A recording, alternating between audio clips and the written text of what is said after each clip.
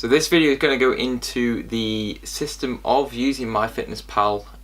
It is quite simple, but it's just finding certain ways around it whereby you can understand how to set it yourself, so that we're actually getting into actually setting everything so it's set up for you, how to make it manageable so you can actually do it on the daily quite easily, and then if you do need to make any changes or even micro changes, there's ways around it.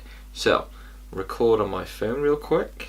So you should be able to see on this side my phone here, so everything's set out. So basically, if you have the diary, you have everything set out, so breakfast, lunch and dinner and snacks.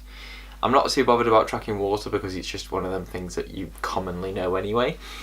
But all we do, so if I went to say add lunch, we have the history of all the meals that we've previously eaten.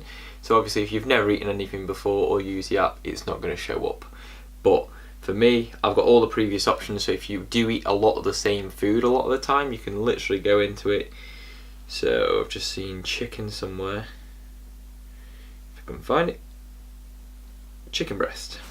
So it'll basically give you all the macros on the screen, and then basically you can either go for the serving size from 100, so if you had like 150, you could just change the serving size accordingly. So if I had 175, 1.75, which is 200 calories, literally hit enter and it'll show you there as 175 grams of chicken. So it basically works at that amount. However, if it wasn't going to be setting up that easily, what you can easily do is click on serving size and go to 1 gram, and then you literally click in the amount of servings. So 175, same macros. You're just working it to the gram instead of the 100 grams, so you just work out the portion of the percentage of that.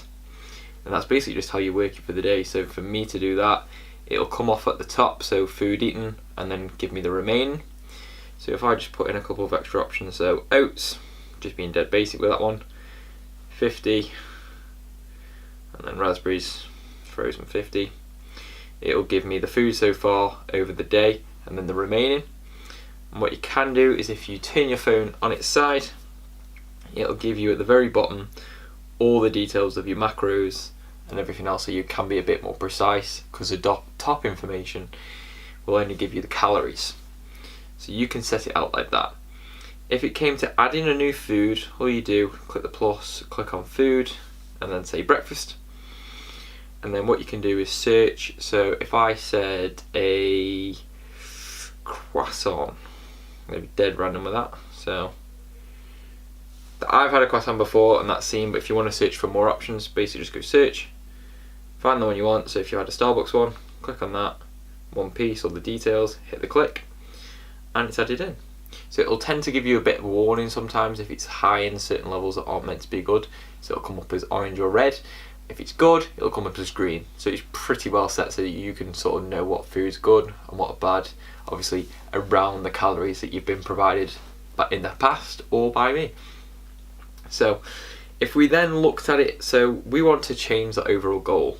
This can be a bit of a pain in the arse. So if we looked and clicked on more, scroll to the bottom, settings, profile, and then you've got the bottom goals. So with the paid version, you can go into setting it precisely. So you can set everything so it's to the minute detail. For me, you can get away with the free version, you don't need to pay for it. All you do, customize your calories and carbs, set your overall calorie. So if I said 3,000, and then you can adjust the percentages just so it roughly works to where you want to be. So for me, 3,000, I don't need that much protein, so I might drop that down to say 25%, drop my fats down, and then increase my carbs so that it all adds together, to then give that.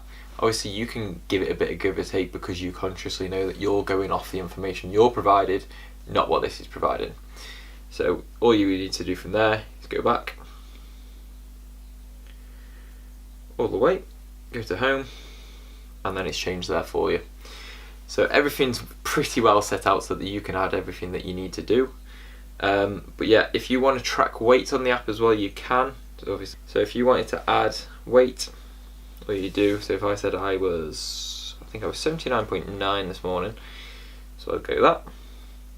Then you can see the progress over time, and you can set that to a scale, and you can also attach images like I have there just so you can see your progression.